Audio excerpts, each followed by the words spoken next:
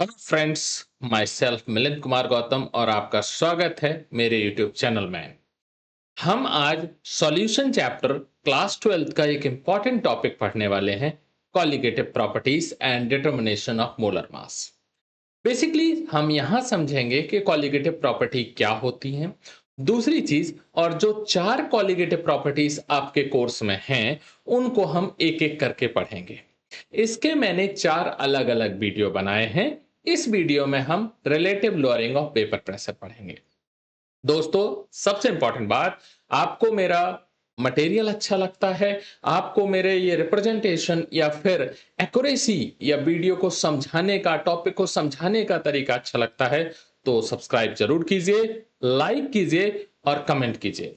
और दोस्तों, उन कमेंट का भी मुझे वेट है जो ये कहते हैं कि इसमें और इम्प्रूवमेंट हो सकता है, या फिर उनको जो चीजें पसंद नहीं आती वो बता सकते हैं। तो इसी के साथ शुरू करते हैं। कॉलिगेटिव प्रॉपर्टीज क्या होती हैं?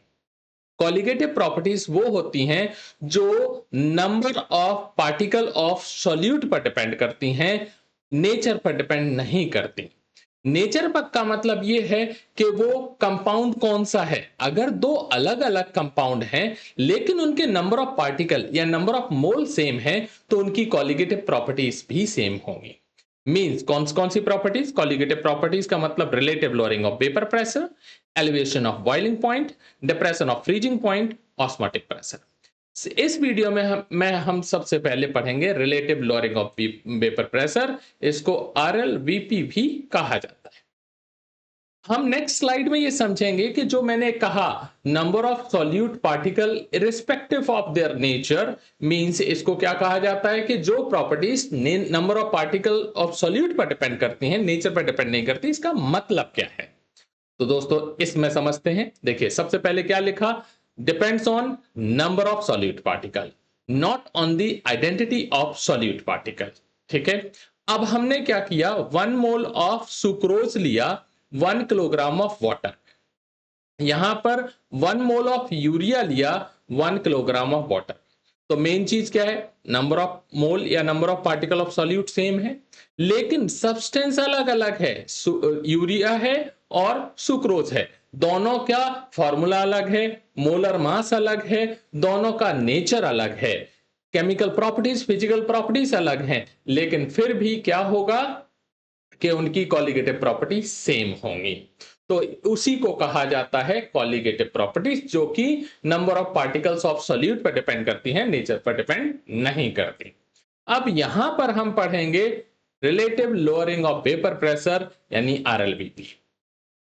अब ये बात आपने पहले से ही पढ़ी हुई है कि जैसे आपके पास अगर कोई प्योर सॉल्वेंट है और उसमें हम non volatile solid solute, simply हम सॉलिड सॉल्यूट मिला देते हैं जो वेपराइज नहीं हो सकता, तो जो सॉल्यूशन बनता है, जैसे कि यहां पर ये क्या बन गया? सॉल्यूशन बन गया, क्योंकि ये यहां पर पहले था सॉल्वेंट, हमने सॉल्यूट मिला दिया तो सॉल्यूशन बन गया।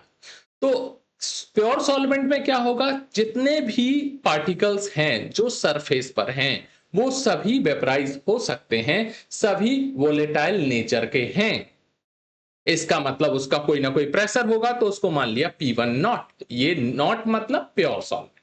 अब जब हमने इसमें सॉल्यूट ऐड कर दिया तो क्या बन गया? ये सॉल्यूशन बन गया।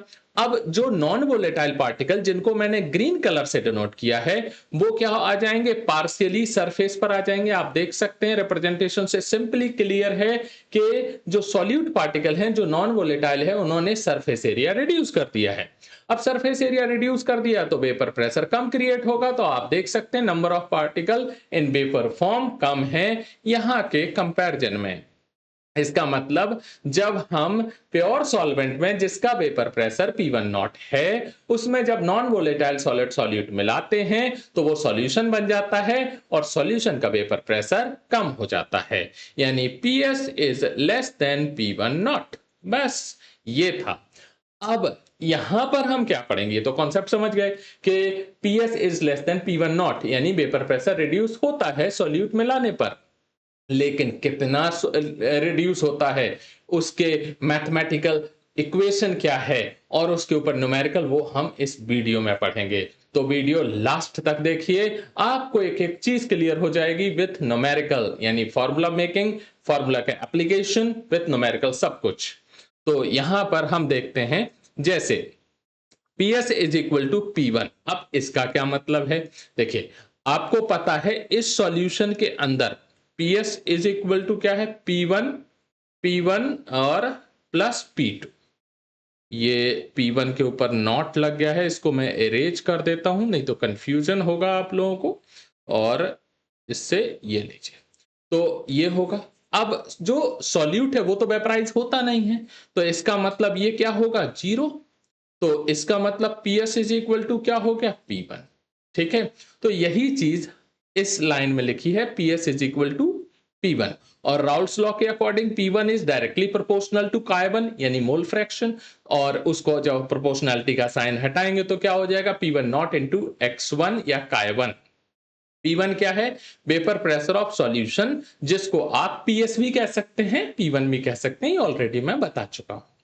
अब लोअरिंग क्या होगी? P1 not minus P1। P1 not minus P1, यही चीज है। देखिए मैंने क्या कहा था? PS या फिर P1 is less than P1 not. ठीक है, तो अब यहां पर कितनी लोअरिंग हुई हुई उसको डेल्टा P1 कह दिया गया। अब P1 की यहां वैल्यू पुट कर दीजिए, मतलब उसका जो फॉर्मूला है उसको पुट कर दीजिए। Here we assume one for solvent और टू फॉर सॉल्यूट। ये तो हमेशा ही होता है कि मतलब सॉल्वेंट को हम प्राइमरी मानते हैं इसलिए हम उसको वन से डिनोट करते हैं, और सॉल्यूट को सेकेंडरी मानते हैं इसलिए हम टू से डिनोट करते हैं। तो सिंपल है, ये शुरुआत से पढ़ रहे हैं। अब उसके बाद Chi1 plus Chi2 is equal to 1 होता है, तो यहां पर हमने क्या कर दिया? यहाँ Chi1 is equal to 1 minus Chi2, ये भी लिख सकते हैं। ठीक है, ये सिंपल सी चीज है, ओके, कर सकते हैं। तो यहां पर क्या था? ये 1 माइनस Chi1 था, तो यहां पर आ गया Chi2 आ गया। ठीक है, अब उसके बाद इसको हम नीचे यहां सॉल्व करेंगे तो इस तरीके से एक फॉर्मूला बन गया। अब उसके बाद ये क्या चीज है? Relative lowering in vapour pressure.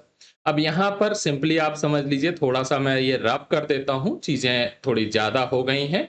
ये देख लीजिए, फिर से समझ लीजिए इन सब चीजों को, तो आपको और क्लियर हो जाएंगी चीजें। देखिए, ये क्या चीज थी? लोअरिंग ऑफ वेपर प्रेशर, लेकिन उसमें डिवाइड हुआ P1 नॉट, तो इन दोनों के रेशियो को क्या कहा जाता है? RLVP, यानी relative lowering of vapour pressure. और relative lowering of vapour pressure किसके इक्वल होता है? Chi2, यानी mole fraction of solute. Simply लिखा हुआ है, इससे ज्यादा सिंपल तरीके से आपको नहीं मिलेगा कहीं। और ये बना फॉर्मूला फाइनल। तो थोड़ी सी थ्योरी समझ लेते हैं, क्योंकि जिनको CBSE बोर्ड देना है उनको थ्योरी भी लिखनी होती है, असर्शन रीजनिंग वाले क्वेश्चन भी करने होते हैं, तो उनके लिए जरूरी है। अब उसके बाद क्या था? Vapour pressure of the solvent in solution is less than that of the pure solvent. इसका मतलब क्या है? PS is equal to P1 is less than P1 naught, simply. अब उसके बाद Raoult's law established that the lowering of vapor pressure depends only on the concentration of solute particle and is independent of their identity। ये आपने proof कर लिया इस फॉर्मूले से, जो राउल्स भाई साहब कह के गए थे उसको आपने प्रूफ कर लिया। अब उसके बाद देखिए, यहां पर जैसे डाइल्यूट सॉल्यूशन है, डाइल्यूट सॉल्यूशन का मतलब जिसमें सॉल्यूट बहुत कम है, तो N2 is less then N1। तो यहां पर क्या था? पहले क्या था? Chi2 is equal to N2 upon N1 plus N2। हम इस N2 को निग्लेक्ट कर देंगे तो N1 बचेगा, तो ये क्या एक नया फॉर्मूला। फिर हमने N2 और N1 के लिए W2 अपॉन M2 लिख दिया, एक्सपेंड कर दिया। बाकी आपको ये तो पता है कि ये क्या है? 1 मतलब सॉल्वेंट, 2 मतलब सॉल्यूट, तो mass of solvent and solute. और M क्या होता है? Molar mass of solvent and solute. ये आपका फॉर्मूला फाइनल बन गया। अब in a solution containing several non-volatile solute, the lowering of vapor pressure depends on the sum of the mole fraction of solute। अब जैसे किसी में एक से ज्यादा solute हैं, हम यहां पर मान लेते हैं solute 1 है, तो उसके लिए आप मोल फ्रैक्शन X2 1 ले लीजिए। ठीक है, या फिर कहीं पर A दिया है तो X2 A ले लीजिए। अब solute यहां पर 2 है, तो आप उसके लिए X2 2 ले लीजिए या X2B ले लीजिए। तो ये दोनों जब सेम सॉल्यूशन में है तो दोनों का जो सम है वो किसके इक्वल होगा? Relative lowering of paper pressure यानी RLBP के इक्वल होगा। यहां फाइनली बता दिया है RLBP यानी relative lowering of paper pressure is equal to the mole fraction of solute, जो कि हम प्रूव कर चुके हैं। तो theory clear, formula clear, derivation clear. अब न्यूमेरिकल देखते हैं। अब यहां पर क्या है, देखिए क्वेश्चन क्या है, वेपर प्रेशर ऑफ वाटर यानी प्योर सॉल्वेंट का दिया हुआ है। तो ये देखिए P1 नॉट, सिंपली जो दिया है उसको लिखते जाइए, कुछ नहीं करना है, सिंपल है। When 2 gram of non volatile solute is dissolve in 100 gram of water, यानी ये क्या हो गया आपका सॉल्यूट। सॉल्यूट ये लीजिए, ये लिख दिया, सॉल्वेंट ये लिख दिया, मोलर मास ये 18 होता है वाटर का, और सॉल्यूट का निकालना है, नहीं M2 फाइंड करना है।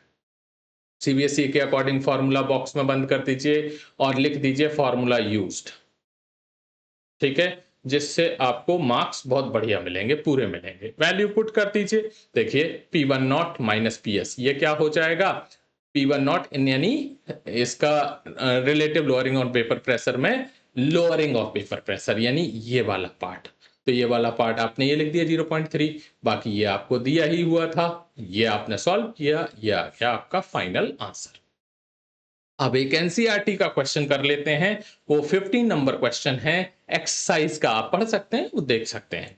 अब देखिए क्या लिखा है, 2% non volatile solid solute exert a pressure of 1.004 bar at a normal boiling point of the solvent. Normal मतलब एटमॉस्फेरिक प्रेशर यानी STP पर, ठीक है। अब यहां पर ये बार में प्रेशर है, तो आपको ये कितना लेना पड़ेगा, यानी P1 naught is equal to 1.013 bar. तो एक चीज, इस नॉर्मल बॉइलिंग पॉइंट से हमें क्या पता चला, स्टैंडर्ड कंडीशन, और जो कि होती हैं ये। अब ये क्या दिया गया है आपको, PS या फिर P1, ठीक है, ये दिया हुआ है। ये सॉल्यूट का मास दिया है, ये एक्वस सॉल्यूशन है तो सॉल्वेंट का मोलर मास। अब 2% का मतलब सिंपली ये होता है 2 gram of solute in 2 gram of solute, जो कि आपको मोलर मास निकालना है, gram of solute present in 100 gram of solution. तो इससे क्या पता चला, W2 इज इक्वल टू 2 ग्राम, और सॉल्वेंट यानी W1 कितना हो जाएगा, 100 माइनस 2 इज इक्वल टू 98 ग्राम। तो यही चीज यहां लिखी है। अब सभी चीजें दी गई हैं, सिर्फ मोलर मास अननोन है, वैल्यू पुट की, कैलकुलेटर का यूज करो और सॉल्व हो गया। तो इस तरीके से ये खत्म हुआ relative lowering of paper pressure.